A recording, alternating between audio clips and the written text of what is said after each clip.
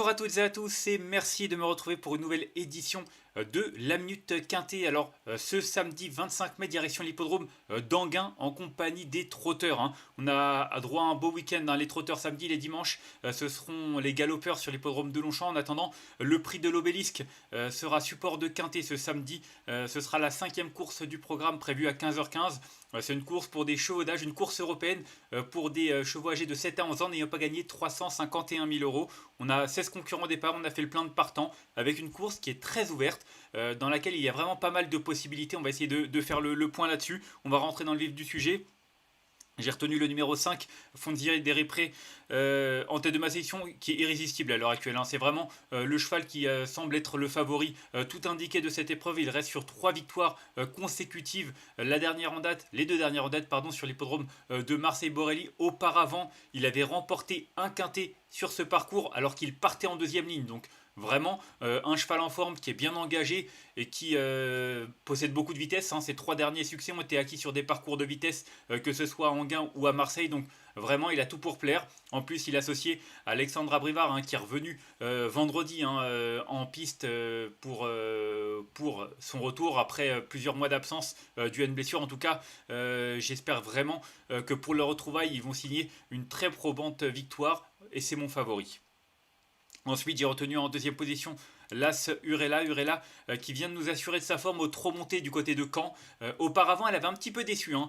C'était dans une des courses références, c'était le 20 avril sur ce parcours. Elle n'avait pu faire mieux que 12e, alors que l'engagement était quand même assez favorable. Elle était d'ailleurs favorite. Elle était battue par Fonzi des Réprés, hein, d'ailleurs dans cette épreuve, mais toujours est-il qu'elle avait beaucoup déçu. Elle s'est montrée rassurante en dernier lieu, et puis là, son entraîneur fait appel à Christophe Martens, et puis elle a un super numéro, hein, derrière la voiture.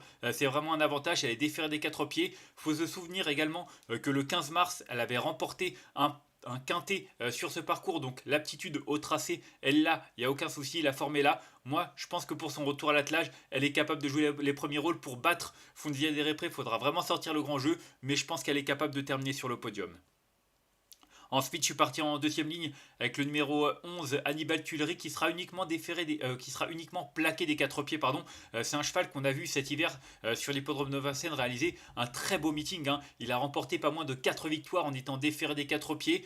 Il a conclu son meeting par une 5e place dans un lot à peu près du même acabit. Il a eu droit à du repos, hein. C'est vrai qu'il a eu un meeting assez chargé. Là, il vient de faire une rentrée assez correcte du côté de Cholet, c'était fin avril. Il est plaqué des 4 pieds pour cette deuxième sortie. On fait appel à David Thomas. Je pense que son mentor le plaque uniquement parce que la piste d'Anguin est parfois un petit peu ferme. Mais en tout cas, en étant plaqué, il a déjà gagné en étant plaqué uniquement des intérieurs. Donc là, c'est plaqué des 4 pieds. Donc attention, je pense que c'est un concurrent qui doit refaire surface à l'occasion de ce quintet. Ensuite, en quatrième position, j'ai retenu le numéro 2, Gold Voice, qui hérite vraiment d'un bel engagement, hein. C'est une jument qu'on a vu se révéler au trot monté cet hiver. Elle a même couru le prix de Cornulier, hein, même si elle n'a pu y figurer.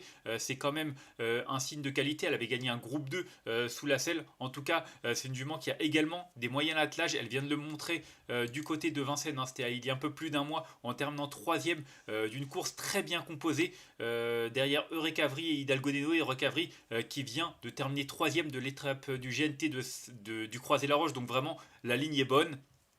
C'est une jument en plus qui était sur une deuxième ligne ce jour-là. Là, elle est en première ligne, elle est bien placée, elle est déférée des 4 pieds. Attention, Franck Nivard la connaît parfaitement et je pense qu'elle est capable de confirmer, d'autant qu'elle a repris un petit peu de fraîcheur. Ensuite, j'ai retenu en cinquième position le numéro 6.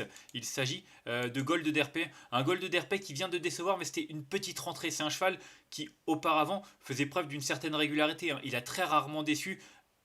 Peut-être une disqualification de temps en temps, mais en général, il termine rarement plus loin que 3/4e. Donc sa dernière sortie, moi je l'efface. Comme je l'ai dit, c'était une petite rentrée, puis c'était sur la piste d'Agen. Ça reste toujours une piste assez spéciale. Il faut également souligner que son unique essai sur ce parcours, c'est soldé par une victoire et avec Johan Le Bourgeois, qu'il retrouve à l'occasion de ce quintet. Donc vraiment, c'est un concurrent qui a pas mal d'atouts dans son jeu. Moi je lui accorde une seconde chance et je pense qu'il est capable de remettre les pendules à l'heure. Ensuite, j'ai retenu en sixième position le numéro 9. Il s'agit de Gardner Shaw. Gardner Shaw qui est assez régulier dans l'ensemble. Il a terminé quatrième dernièrement à Cholet. Auparavant, il a été disqualifié à Anguin, mais sa sortie est bien meilleure que ne l'indique son classement. Il a également gagné un quintet, hein, c'était fin mars du côté de Vincennes. Il a déjà bien fait sur ce parcours, notamment le 15 mars où il avait terminé troisième derrière Urella. Donc il est dans sa catégorie, il a un numéro qui est quand même assez favorable parce qu'il va s'élancer derrière l'As au final, et l'As c'est une très bonne chance à mon sens, donc pour le coup, il a vraiment des atouts à faire valoir malgré sa position en seconde ligne, et je pense qu'il est capable de terminer dans les 5 premiers. Pour gagner, je pense qu'il est barré. S'il venait à terminer sur le podium, ce serait vraiment une très belle performance, mais je vois plutôt pour une 4-5e place. Ensuite, en 7ème position, j'ai retenu le numéro 15, Favori de Liton. Bah écoutez, il est transformé depuis maintenant plusieurs semaines. Il vient de s'imposer dans un quintet à la surprise générale, 30 contre 1. Entre autant, 1,10 et fraction sur le parcours de vitesse de la piste de Vincennes. Franchement, sur la fois de cette sortie, on est obligé de lui accorder un large crédit. Maintenant, il a le numéro 15 derrière la voiture. C'est quasiment le plus mauvais numéro dans ce type de course. Mais bon, vu la forme qu'il tient actuellement, c'est difficile d'aller construire sa candidature, même si cette fois-ci, il sera juste plaqué des antérieurs et déféré des postérieurs, contrairement à ses 2 dernières sorties où il était totalement déféré. En tout cas, comme je l'ai dit, il est dans une telle forme qu'on est obligé de lui faire confiance pour une petite place. Et enfin, en 8ème position, j'ai retenu le numéro 3, Félix Dubourg. C'est un outsider très séduisant, Félix Dubourg. C'est un cheval qu'on attend pas tout le temps à pareille fête, et au final il répond présent. Il vient de terminer 2ème à Cholet en battant quand même Gardner Show, donc la ligne est bonne. Il est bien placé derrière la voiture, il est déféré des 4 pieds, il connaît l'hippodrome d'Anguin comme sa poche, donc il n'y a pas de souci là-dessus. S'il a le bon parcours, je pense qu'il est capable de bien finir et pourquoi pas même d'accrocher une 4-5e place à Bellecote. Et enfin, en cas de non partant, j'ai retenu le numéro 14. Il s'agit de Girl de Bassière qui effectue une petite rentrée. On ne l'a pas vu depuis fin février. Maintenant, c'est une jument en général qui se prépare assez vite, qui est régulière dans l'ensemble, même si avec ce numéro 14, à mon avis, elle n'a pas une grosse marge de manœuvre. En plus, Johan Le Bourgeois lui a certainement préféré Gold de Derpé, auquel il est associé en première ligne. Donc voilà, elle a beau être déférée des postérieurs, pour moi, c'est plutôt pour une petite place. On va faire un petit récapitulatif de ma sélection avec le numéro 5 que j'ai retenu devant l'As, le 11, le 2, le 6, le 9, le 15 et le numéro 3. Et en cas de non partant, le numéro 14. Voilà, vous savez tout pour le quintet de ce samedi 25 mai sur l'hippodrome d'Anguin. En conseil de jeu, pour moi le 5 c'est la base intégrale. Je vous l'ai dit, il reste sur 3 victoires consécutives, dont une sur ce parcours. Il adore les parcours de vitesse, il est bien placé en première ligne, il a tout pour plaire. L'As Urella qui vient nous assurer de sa forme au trop monté, qui découvre vraiment un engagement favorable avec un très bon numéro qui va lui plaire côté corde. Et puis le numéro 11, Hannibal Tuileries, plaqué des 4 pieds après une bonne rentrée. Pour moi, il doit refaire surface dans un tel lot et c'est une priorité. Donc 5 à ces 11, ce seront mes 3 préférés dans cette compétition. Moi, je vous remercie d'avoir suivi cette nouvelle édition de la Minute Quintet. Si vous avez aimé cette vidéo, comme d'habitude, n'hésitez pas à la liker, à la partager ou encore à vous abonner à notre chaîne YouTube en cochant la petite cloche.